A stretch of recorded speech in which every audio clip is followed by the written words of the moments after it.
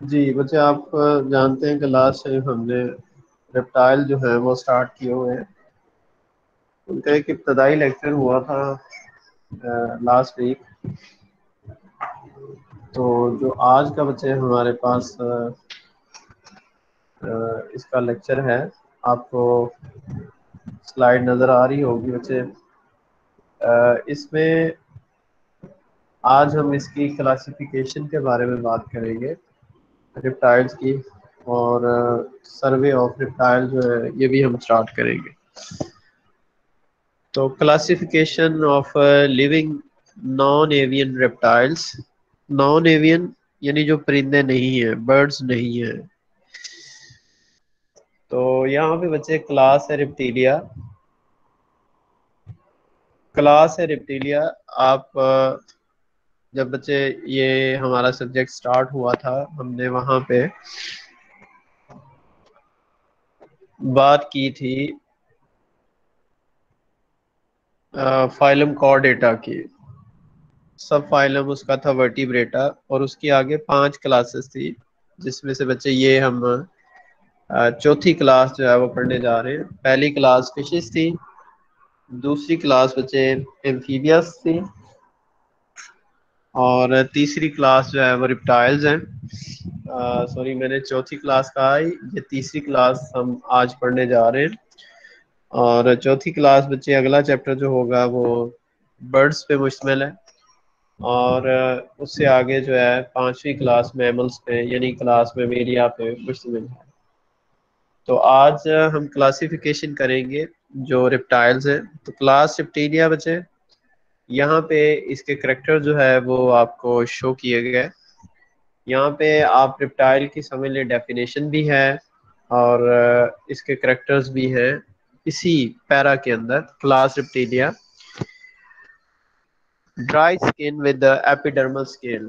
पहली बात बचे कि इनकी स्किन जो है वो ड्राई होती है, और ड्राई होने के साथ साथ इनकी एपिडर्मिस पे स्केल्स होते हैं। रिप्टाइल्स, रिप्टाइल्स हम कहते हैं जो रींग के चलते हैं, यानी जमीन पे रींग के चलने वाले जानवर जो हैं, ज्यादातर हम उनको रिप्टाइल्स कहते हैं। इनकी स्किन ड्राई होती है बच्चे। अगर इसका कंपैरिजन हम करें ना किसके साथ, भला एम्फीबियस के साथ, एम्फीबियंस, तो वहां पे हमने देखा था कि उनकी स्किन जो है ना हर टाइम मॉइस्ट रहती है। तो इनमें यहाँ पे ऐसा कोई केस नहीं है, इनकी स्किन ड्राई होती है। और जो इनका स्कल है with one point of articulation with the vertebral column. जो लास्ट टाइम बच्चे हमने इनएप्सिड, डाईएप्सिड और सिनैप्सिड के बारे में पढ़ा था, तो हमने बात की थी कि ऑर्बिट या ओपनिंग, सिंगल ओपनिंग वाले भी हैं, डबल ओपनिंग वाले भी स्कल के अंदर ऑर्गेनिज्म मौजूद है। तो इनके अंदर जो है ना वो सिंगल ओपनिंग होती है, और वो skull with one point of articulation with the vertebral column. और ये वर्टिब्रल कॉलम के साथ यानी आर्टिकुलेट जुड़ते हैं एक ही सिंगल पॉइंट के साथ।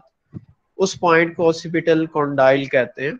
यानी वो पॉइंट स्कल के अंदर यहाँ पे वर्टिब्रल कॉलम आके जुड़ता है, उस पॉइंट को ऑसिपिटल कॉन्डाइल कहते हैं। ऑसिपिटल बच्चे, अगर आप के जहन में जब आपने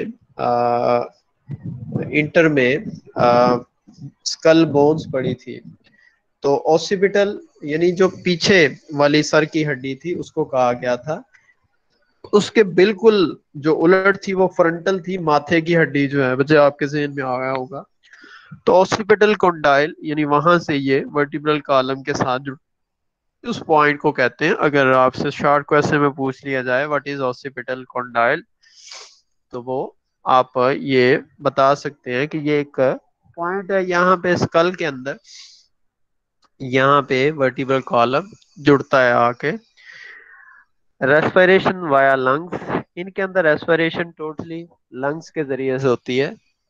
यहाँ पे बच्चे बताता जाऊं कि हम कंपेयर करें अगर एम्फीबिया के साथ, वहां पे हमने देखा था कि उनकी रेस्पिरेशन स्किन के जरिए से भी होती थी, मुंह के जरिए से भी होती थी, लंग्स के जरिए से भी होती थी, लेकिन यहाँ पे सिर्फ लंग्स के जरिए से है।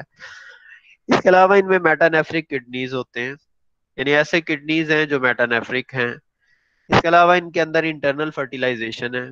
फर्टिलाइजेशन जो है ना इंटरनल है, यानी एक्सटर्नल नहीं है। हमने वहां पे देखा था कि एम्फीबिया में एक्सटर्नल फर्टिलाइजेशन भी थी।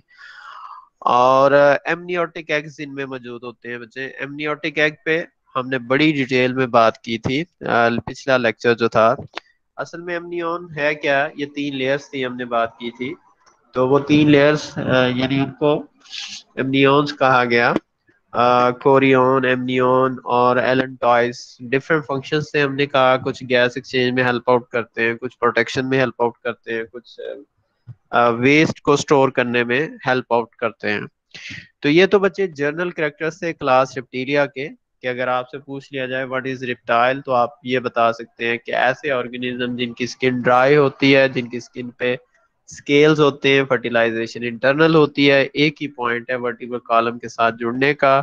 इसके अलावा रेस्पिरेशन लंग्स के जरिए से करते हैं, किडनीज इनके अंदर मेटानेफ्रिक होते हैं, और एमनियोटिक एग्स इनमें मौजूद होते हैं। मतलब आप ये बता सकते हैं अगर आपसे पूछे कोई रेप्टाइल्स क्या है। अच्छा नेक्स्ट बच्चे, ये तो क्लासिफिकेशन में हमने सिर्फ क्लास रेप्टिलिया की बात की। तो आपको पता है कि क्लासिफिकेशन के रैंक्स हैं, दर्जे हैं, यानी दर्जा बंदी जो है, और क्लास से छोटा रैंक जो है, यानी जो निचला दर्जा है, उसको हम ऑर्डर कहते हैं। तो इसमें हम देखेंगे कि 4 ऑर्डर हैं क्लास रेप्टिलिया के अंदर। पहला ऑर्डर है टेस्टोडाइन। टेस्टोडाइन, देखिए टेस्ट, टेस्ट हम कवरिंग को कहते हैं, खोल को कहते हैं। और इसके अलावा बच्चे, इसको दूसरा नाम जो है ना, वो किलोनिया भी इसका नाम है, किलोनिया भी इसको कहते हैं। तो इसके करेक्टर की अगर बात करें, कि अगर आपसे पूछा जाए कि what do you know about order testudine, तो इसमें बच्चे आप ब्रीफली बता सकते हैं कि टीथ एब्सेंट इन अडल्ट्स।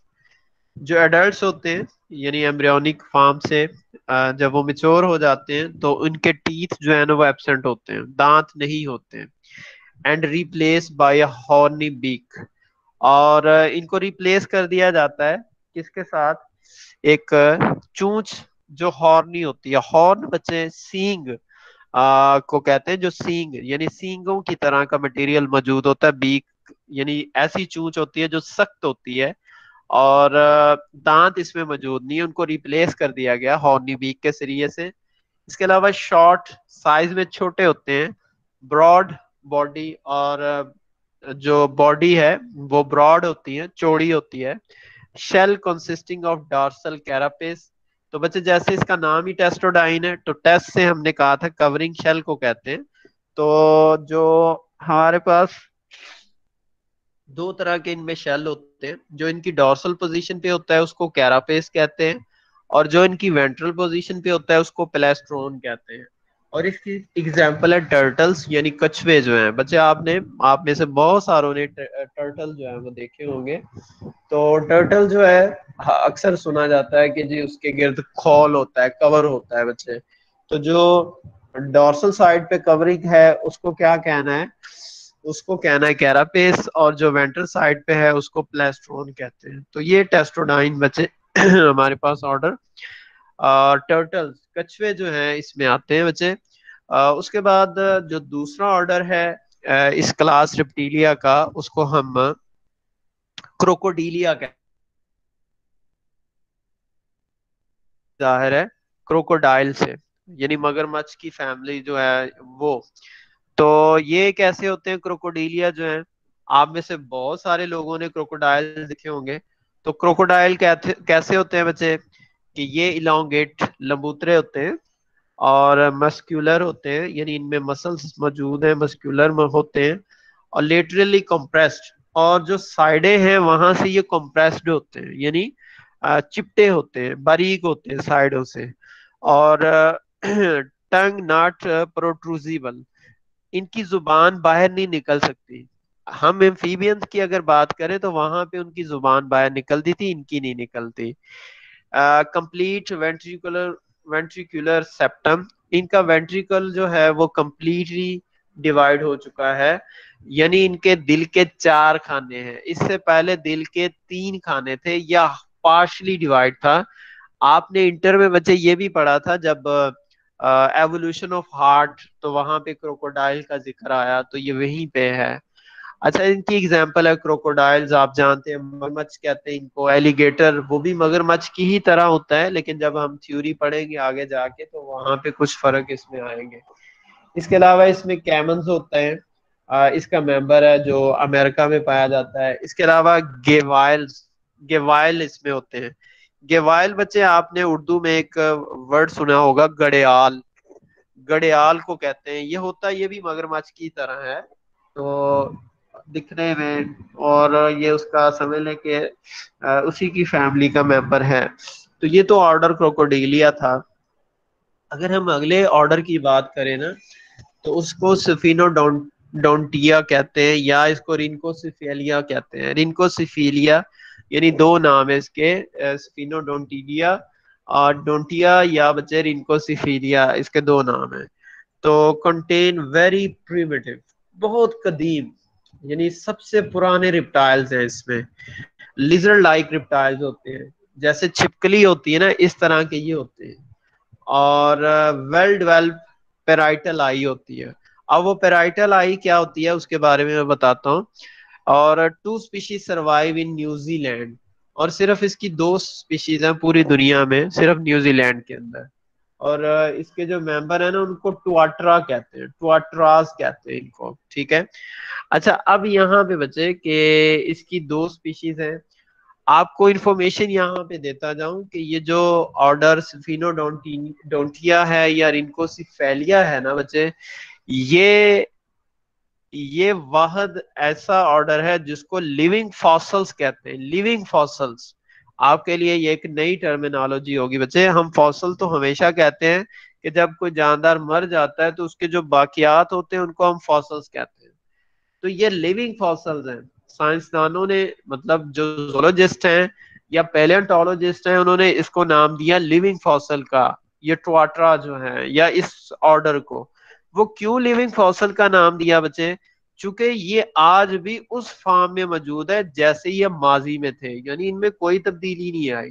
बाकी इसके रिलेटिव सारे के सारे एक्सटिंक्ट हो चुके, लेकिन ये आज भी वैसे ही मौजूद है जैसे इनके फॉसल यानी माजी में मिले, ठीक है। जो टुआट्राज है, इनको लिविंग फॉसल्स भी कहते हैं, मारूजी के पॉइंट ऑफ व्यू से या बच्चे जनरल नॉलेज के पॉइंट ऑफ व्यू से कि what is living fossil. Living fossils वो जानदार हैं जो दुनिया में जब से मौजूद हैं वैसे के वैसे ही आज मौजूद हैं, इनको लिविंग फॉसल्स कहते हैं। अच्छा, बात हुई प्राइटल आई। अच्छा, ये प्राइटल आई जो आती है ना, अक्सर सुना है कि जी आपने के जो रेप्टाइल, खास तौर पे लिजर्ड, इसकी तीन आंखें होती हैं। तो इसको समझ लें कि ये थर्ड आई होती है, प्राइटल आई, इसको तीसरी आंख भी कहते हैं। इसको पाइनियल आई भी कहते हैं, पाइनियल आई भी कहते हैं इसको। तो it does not form image, ये इमेज नहीं बनाती, यानी ये देखने में काम नहीं देती। हमारी आंखें तो इमेज बनाती है ना, जैसे ही हम एक दूसरे को, किसी को देखते हैं तो इमेज बनता है, और वो इमेज जो है वो हमारे दिमाग जो है, जैसे बच्चे आप इस टाइम जो है अपने मोबाइल या अपने लैपटॉप या अपने टैब पे व्हाट्सएवर आपके पास जो सा भी सोर्स है, आप उसको देख रहे हैं, ये आपको स्लाइड नजर आ रही है, तो बकायदा इमेज बन रही है आपकी आंख में। तो बच्चे इनके अंदर ये जो आंख है ना, तीसरी आंख जिसे कहा, जिसे पाइनियल आई कहा, तो ये देखने में भी मदद नहीं देती, और सेंसिटिव होती है to change in light and dark. लेकिन बच्चे इसमें सेंसिटिविटी है, ठीक है, सेंसिटिविटी यानी वहां पे जब लाइट पड़ती है तो स्किन जो है वहां हरकत करती हुई नजर आती है, और जब डार्कनेस होती है तब भी जो है वो पता चलता है। तो ये तो ऑर्डर सिफिनोडोंटिया या रिनकोसिफेलिया जो है इसकी बात हो रही है। अच्छा, इसी तरह हमारे पास अगला जो है वो है ऑर्डर सिक्वामेटा, आखिरी जो ऑर्डर है रिप्टिलिया का, उसको ऑर्डर सिक्वामेटा कहते हैं। Recognise by specific characters of the skull and jaws, temporal arch reduce and absent and quadrate movable are secondary fix. अच्छा, ये जो ऑर्डर है ना बच्चे, ये सांप जो है इसमें आ जाते हैं, इसमें लिजर्ड आ जाती है, वॉर्म लिजर्ड आ जाती है, the most successful and diverse group of living reptiles. तो एमसीक्यूज के पॉइंट ऑफ व्यू से बच्चे, दी मोस्ट सक्सेसफुल, ये सबसे ज्यादा सक्सेसफुल हैं, एंड डाइवर्स ग्रुप, और इनमें बहुत ज्यादा डाइवर्सिटी पाई जाती है। लिविंग रेप्टाइल्स हैं जो आज भी मौजूद, मतलब आज जो अभी भी मौजूद है। स्नेक्स, अच्छा सांपों की बहुत सारी वैरायटीज हैं। कुछ वेनोमस होते हैं और ज्यादातर नॉन वेनोमस होते हैं। फिर इनके हैबिटेट कुछ सहराई होते हैं, कुछ मैदानी इलाकों में, कुछ पहाड़ों पे रहते हैं, कुछ जो है वो पानियों में रहते हैं, समुद्रों में, दरियाओं में, नहरों में, जोहड़ों में, तालाबों में, वहां पे रहते हैं। इसी तरह लिजर्ड, आप घरों में बच्चे लिजर्ड जो है इसके कलर डिफरेंट देख सकते हैं, यानी वैरायटी है उसमें। तो इसी तरह एक और इस जिक्र आएगा। तो ये तो बच्चे इसकी सारी की सारी क्लासिफिकेशन के बारे में था। तो इसी तरह बच्चे जो हमारी नेक्स्ट स्लाइड है, तो उसमें अगर हम देखें नेक्स्ट स्लाइड के अंदर जो हमारे पास सर्वे ऑफ रिप्टाइल्स है, तो सर्वे ऑफ रिप्टाइल्स में हम देखेंगे कि सारे के सारे जो अभी हमने जिनकी बात की, जिनके करेक्टर जो है समरी की, तो समरी की बजाय यहाँ पे एक बड़ी डिटेल में जो है वो मौजूद होगा जो सर्वे ऑफ रिप्टाइल्स की अगर हम बात करें।